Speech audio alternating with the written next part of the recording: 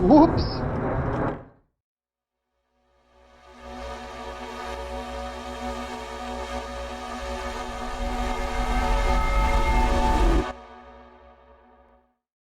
Good evening everyone, it's Tim here from Land to Air Fishing.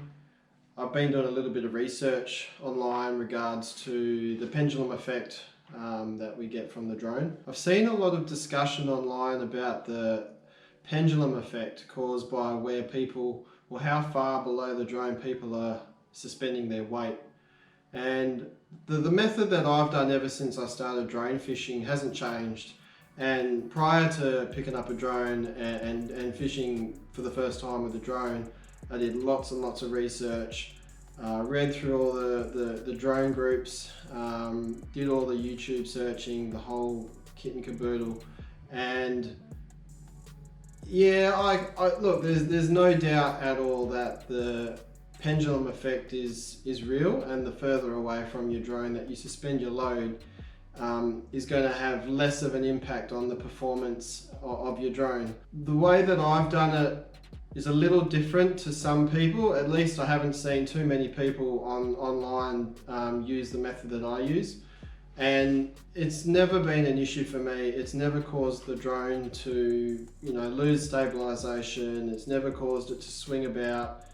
I have a Phantom 3 standard and it's not the best drone for fishing at all. I mean, it does the job, it's good enough, but the stability on it, regardless of whether you're suspending a weight or not, it's not that great. Mine won't even stay on the same spot in GPS mode. It'll still sort of drift about. And I've seen the discussion on the Land to Air Fishing group where people are discussing whether the Mavic or the Phantom's better. And in my opinion, the Phantom's better because of the extra payload, but as far as stable flying and maneuvering through the air or staying on the same spot, whatever, the Mavic is hands down a better drone. It's just a shame it can't lift as much as the Phantom. But I wanted to show you guys a demonstration that I did. I took some footage last night and I took more footage today. And I usually use a 6 or a 7, sometimes an 8-ounce snapper sinker. For the purpose of this demonstration, I used a 10. It's almost 11 ounce actually.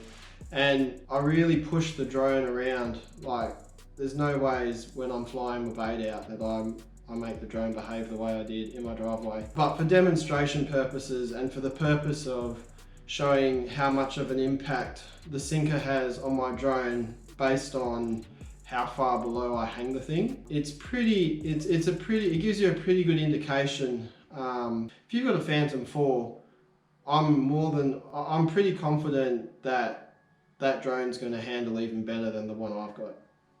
So I really pushed my drone around left, right, forward, backward, up and down, everything, and really had to make it work hard to get the pendulum effect to impact the stability of the drone. You can see in the footage that it definitely had an impact, but the reality is when I'm taking a bait out, I'm not flying like that, and even with 15-20 knot winds, it doesn't cause the drone to behave or tilt that much, not to the extreme that it does that I did during the testing. So I'm going to cut over to some footage and let you guys see exactly how much of an impact the sinker has on the drone. This is what I do to the sinker for me to connect it to the drone. Right, I just use a simple clip, a little bit of line. The thickness of this is going to determine how easy it is to release.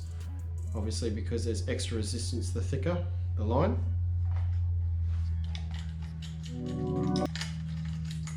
But I normally have a clip here and I just bang, clip it in like that. This thing just hangs below. With this new clip that we're designing, it's actually suspended a couple inches lower than what I normally have it. So normally it would sit, like that. In my testing, it was sitting down a bit further like that.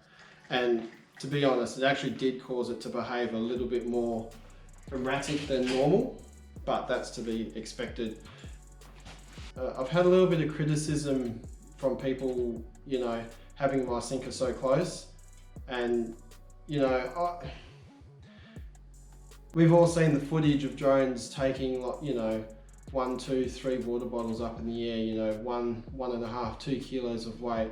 And of course that sort of weight is going to impact the performance of the drone. There's no questioning that at all. But for those of us who are just taking out half a mullet or a full mullet or a whiting or a herring or something, you know, around the 200, 300, 400 grams plus a 6, 7, 8 ounce sinker, you'll see it doesn't really affect the drone's performance and stability all that much. And the fact of the matter is I run a bit of mono from my sinker to my sinker,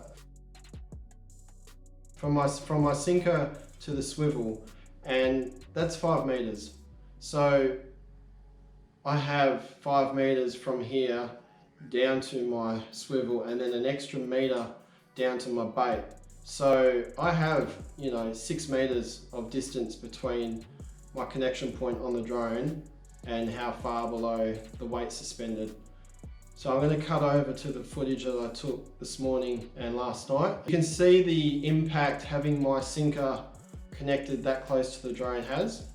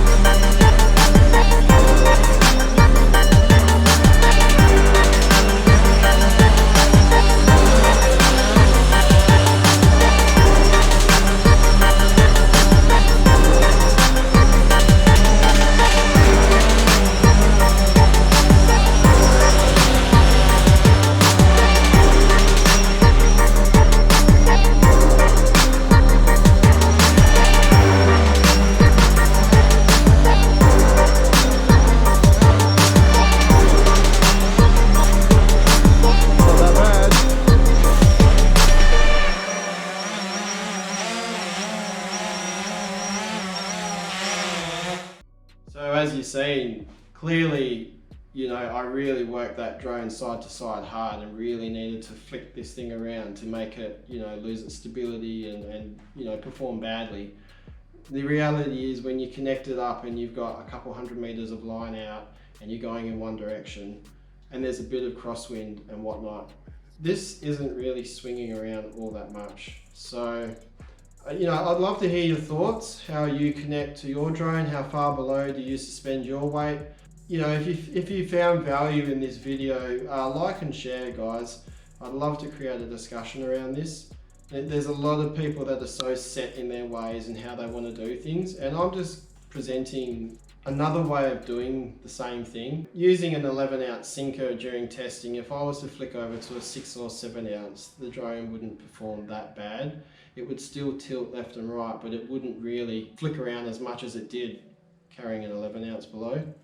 So yeah, I hope you guys found some value in the video. I hope it shed a little bit of light, opened up a couple of different ways of doing the same thing. If you'd like to be involved in a group of people that love drone fishing, a really great bunch of people, head on over to the Facebook group. We'd love to have you in there. If you'd like me to create a video on the rig I use and the methodology of how I connect this to my drone, let me know in the comments below. I'll put a video together. Thanks for tuning in. Speak to you next time. See ya.